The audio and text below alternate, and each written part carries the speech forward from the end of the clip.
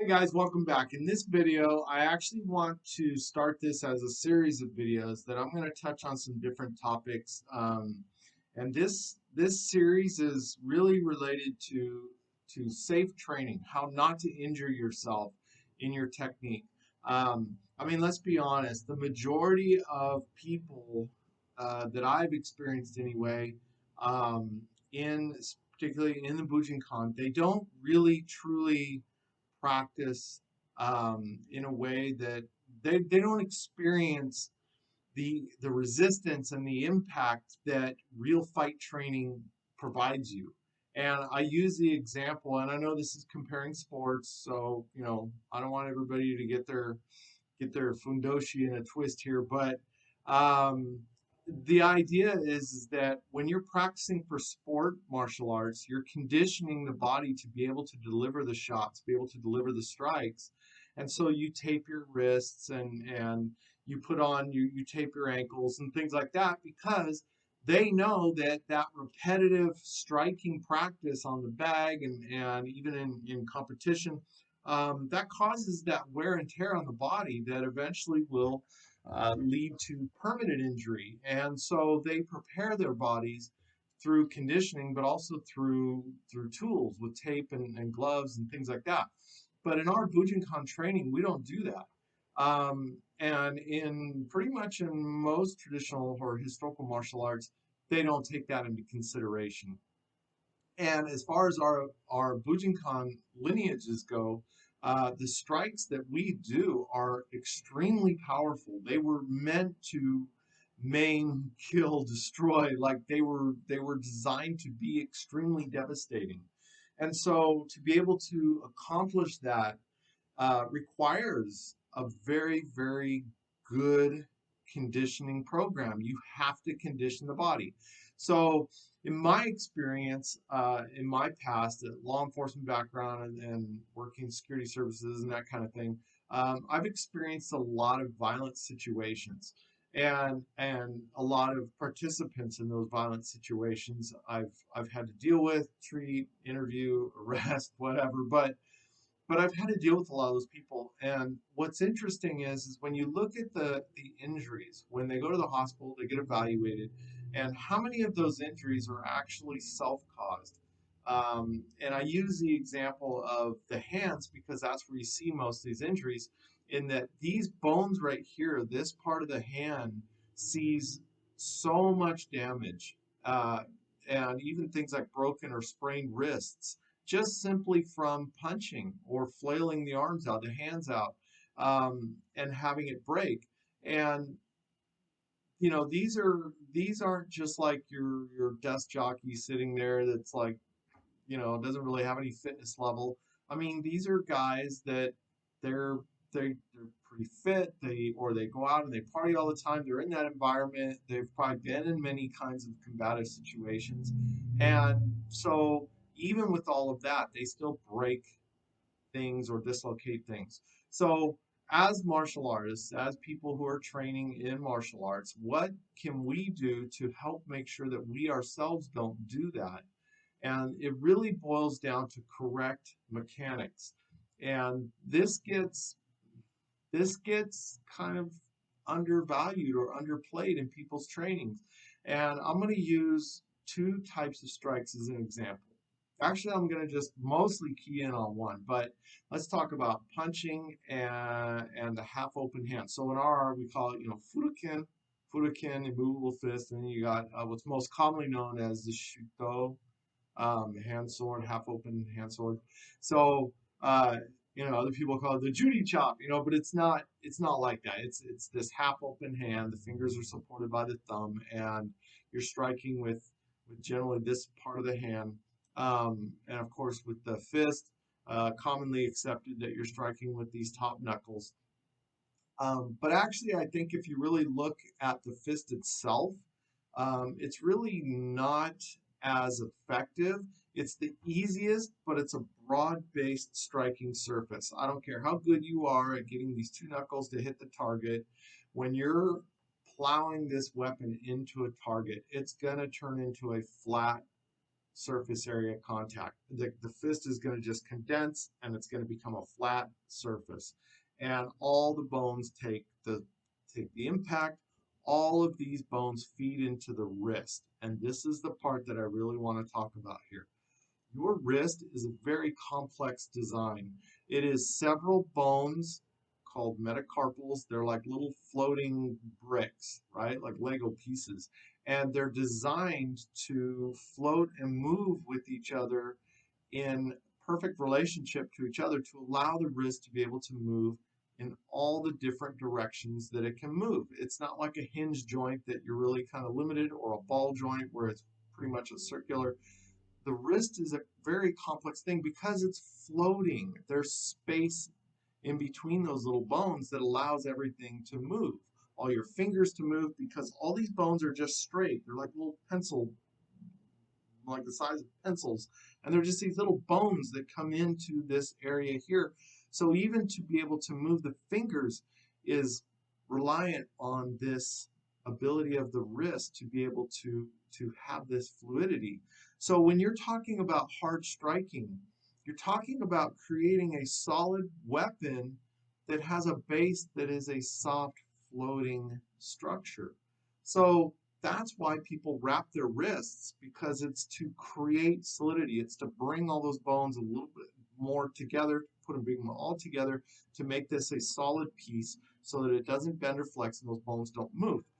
So, and where damage occurs over time is that every time the hand, whether it's fist, shuto, whatever, but in this case, a fist, every time that encounters that return force, the resistance force, that drives this vibration back into the hand. And then you have the two bones, right? The radial and the ulna, that provide the base for all of these metacarpals, but all those metacarpals slam together. So every time you're striking, all those little bones are slamming together. So you can imagine like a squishy fluid or squishy substance between these. Every time it does that, that squishy stuff has to go somewhere, so it goes out. And then as the pressure is released, it goes like that and it draws it back in. And in a healthy wrist structure, that's what happens. This kind of push out, draw back in, and it's designed to do that. That's what it is. But when it's that traumatic force that comes in from striking, as that pushes out, it may not always draw all the way back in. And then, of course, when it pushes so hard that the bones actually collide solid to solid, that's going to cause micro trauma to the bone itself. So all those little metacarpals start getting damaged, and that fluid starts pushing out and may not always come back in. And over time, that's where you start to get problems. You can get all kinds of different things. Arthritis, scar tissue buildup. You can get carpal tunnel syndrome. You know, all these kinds of things can start to happen. But you have complex nerves that run through all of this too, in addition to blood flow. But you have these complex nerves that go all the way into the fingers, the ends of the fingers, and your nervous system that allows you to be able to have functional use of your hand. All of that can be affected as well. You can lose sensitivity of your fingers, and the motor functions start to suffer because all of that creates that pressure and damage that affects all of those ability, the ability to use your hand and be able to have sensitivity in your fingers. So when we're practicing against our partners, our friends, we're not hitting them with true force. We're hitting them maybe 70% at most if you're really hard training. Some people say 80, that's possible. But maybe you might do that once or twice, but you're not going to repetitively keep pounding your uke hard like that. I mean, maybe you do, but honestly, your training partner's not going to train with you very much if you're going to keep hitting them like that. So really, only it's just a few times or whatever, and then you start backing off. But most people train very soft. They train very compliant because they don't want to hurt the guy, um, and and so the body isn't really getting that conditioning. But here's the other important thing: is that when you experience that for real. And when I say for real, I mean like you're putting 80% or more force into your strike, into, let's say, a target shield or a heavy bag. You get feedback in your body that says, ooh, that was difficult, that hurt. And that's important to understand. And that's where, when you train for sports, it's important to understand that as well. That when you take off all that wrapping and that padding and stuff, that your body's going to start taking that damage if you fight that way. And in our Bujinkan training, it's important to understand that because one, there's a need for proper technique. Two, there's a need for conditioning. But three, you have to gauge the amount of power you put into your strike to match the ability of your body to be able to handle that. And you will see that sometimes, like even our Hatsumi Soke, when he would do techniques and stuff, he would do these kinds of strikes that just seem like they're shorter, kind of choppier kind of strikes. And that's a great example of, striking to the level of your body, that especially when you're older and your bones are weaker or more brittle and all of that, that you shouldn't be trying to knock the guy's jaw around the backside of his head. That maybe you need to strike just hard enough to create that distraction or break that structure and then go to the next. So I'm not saying people need to train that way initially. It's important to really work on your basics and condition your body, but it's also good to balance it with a pure, mature understanding of what your limitations are when you apply these things in real life. Um, but as far as like the wrist goes, this is something that really needs to be considered in the training. So things like, all right, am I doing knuckle push-ups on the ground? Those are good. Things like finger push-ups, knuckle push-ups, those are good to work on the strength of the wrist to be able to hold that structure. But understand that that's sustained pressure. That's very different than a traumatic impact. And a traumatic impact is like going from 0 to 1,000 in a split second. And when you look at how we punch and how, we keep our hands kind of loose until right before the moment of impact, that is a skill set that needs to be worked. How to go from that 0 to 1,000 in a split second. Now, I said I would talk about shuto. Let's look at this shuto. So the shuto is the same way. The idea is that it opens up right before the impact. But we have to make sure that our hand structure can absorb that impact. I see a lot of this kind of loose wristed stuff, and that, I mean, that's okay in certain types of situations. But if you look at true Kihon training, you are supposed to have a shuto that is structurally sound, it is flat, and it's supposed to hit flat. The idea is that this is all one piece right here, solid. And I I can tell you from my own experience that even though we talk about hitting with this part of the hand, and things are moving and shifting and stuff, the chances of you hitting with this part of your hand or your wrist, I mean, it is pretty high. When you're like and things are moving, it can hit anywhere along here. So the more you can keep this as one solid piece, the better. But here's a couple other little tips to avoid injury. Number one, be careful about projecting this wrist forward. Now, I used to do this a long time ago because I discovered that this little bone that's right here worked very well as an impact point when striking. And I'm not saying that is wrong, but in the beginning for Kihon, it's very dangerous to do that because not only am I now pushing these bones out, but I'm also causing my wrist to be in an off alignment this way, which the metacarpals then kind of go in this uneven pattern, and you can damage your wrist and sprain your wrist. So don't do this for the hard stuff. And I recommend, honestly, to practice true basics. Don't do it at all. Just keep it straight.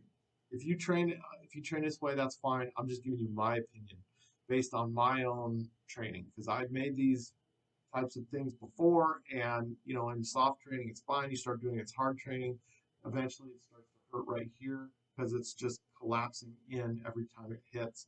And also this, again, the wrist, this right here is very, very sensitive. This can get broken very easily. So this ulna bone as it goes in right here, and then the metacarpal, and then all of this right here can get broken very easily. The second thing is that the arc of the shuto is very important. That when you strike your target, be mindful of the fingers right here. You can hit, right? But then as you come through and it starts to come through like that, the pressure goes right into those fingers. And you have this here act as a support, but this is a very thin piece of bone right here. So when you hit like that and that drags through, you very well could break that very easily. And if your target alignment's off, it could pull that. There's just all kinds of bad stuff. So understanding that this hits as a solid piece like a hatchet, but not dragging it through where it actually the pressure, the impact goes into the fingers. That's a very important aspect of training that you need to consider. That's why your shuto, there are different ways to strike with the shuto, okay? But I'm just talking on a very basic level. That the shuto, the line of the strike should support the structure of the hand. And you want to protect those fingers. That's another good reason why the fingers are half cupped versus out like this, or like you'll see different arts, they have different versions of these things. But this protects those fingers a little bit better, creating this type of surface area. Make sure your line is good here. Your line is good here. All of that is really, really important because the more those structures can be properly aligned, the safer they're going to be able to take that impact. Um, and and be very, very aware of even like the pressure going against these bones because there's space between these bones as well. And those bones can collapse together too each time. And so be mindful of that. That's why proper conditioning of your striking body weapons is really important. That, you know, the Hoken, Jiropo, all that, the 16 treasures or 16 different body weapons, practicing those things, not just having knowledge of what they are or the technique of actually striking with them, but actually conditioning them to be functional and useful. That is something that is a huge requirement. So I talked about the fist, I talked about the shuto, but it really boils down to paying attention to the damage of the wrist. Of course, I talked about guarding this little finger, but really the wrist, these metacarpals, and taking care of them. So when you're warming up for class, are you practicing your good wrist conditioning exercises? It's very important. Not just linear stretches. You want this range of motion training because you want those bones to move around. That loosens up the fluid between them. It loosens up that spongy material that is between all those little bones. You want all of that to move to encourage the blood flow, encourage the nervous system, symbiotic fluid, all these kinds of things. So you want to do that. Even this, doing this is good. Same reason. Doing these kinds of things, you've seen these. I mean, all of that stuff. Um, Even little things like if you want, this is good for those of you that work on computers. You know, if you're doing this all day and stuff, do these same exercises. But there was another exercise where you take a stick and you tie a string to it and you put like a weight, a small weight on the end of that string or that piece of cord, and you practice rolling it up and rolling it down. And that's a fantastic exercise. It not only works the wrist, but it works all these tendons and ligaments and stuff that are in here, these connective tissues that give you that cool, like, these kinds of motions. That these are all really, really valuable conditioning drills to prepare the body for the trauma of training. Because really, training is traumatic. Martial arts training is trauma. It is trauma. It's trauma to the body. It shocks the body. And it's supposed to, because that's what stimulates your body to adapt. But don't trauma your body to create permanent injury. You want to trauma your body just enough that it creates that adaptation so that that same level of trauma doesn't have that effect on the body, the negative effect, the damaging effect. Um, so doing these exercises will help you with that. Pay attention to your shuto, the alignment of the hand, the structure of the hand and the wrist, and what angle you're actually striking, and whether or not this is putting unnecessary pressure or impact to the fingers, unnecessary impact to the wrist. There's nothing. I mean, we've I've been taught that you can also strike with this bone right here instead of the hand. It's the same thing. Just be aware of this right here as not using that as the impact point. So that was kind of my point with that. Um, so those are just some tips that I think are important. I hope that helps you. I hope that at least gives you something to consider. Again, none of this matters if you just get it up here, but you're not actually practicing it. And why is it that people don't practice it? The bottom line is because it's boring to most people. Repetitive drills are boring to people, and so they don't want to practice it. And it's uncomfortable, and so they don't want to do that. It's more fun to get out there and beat each other up and laugh and throw each other around the room. But to actually condition the body properly requires discomfort. It requires you to pay attention to the details. It requires you to stay motivated and mindful and keep practicing that over and over again until it reaches near perfection, because you're never going to be perfect. But it reaches that point of being reliable in the moment. And that's the whole point. Why you have to drill these little details, because if you do not, under stress, you will always fall back to the level of your training. And so when you're practicing all this fantastic Budo Taijutsu that looks amazing, and it's, you impress your friends and neighbors and it's cool and you do all this stuff, but that one detail is missing that would keep you from breaking your hand. And so the first time you're in this sudden situation and you're having to protect yourself, and you throw that out there and you shatter that wrist or that hand in the process, um, that could mean the difference between you going home or not. So um, I really hope that I got this through. I really hope that this message hits home with people. The importance of practicing safely, correctly, and drilling it so that it becomes a habit of your body, to be able to assume that in the instant. That right there, my friends, is the best kind of training that you can have. And it doesn't require you to have to go to big fancy seminars and and all of that. It just requires you to be with the right people that know what they're doing and have them show that to you. Have you take notes on that and practice it. Just practice it over and over 1,000 times. So thank you so much for all the support. I hope you found this helpful. I hope you found this to be something that maybe fills a gap in your knowledge. There are a lot of YouTube videos out there. There are a lot of books out there.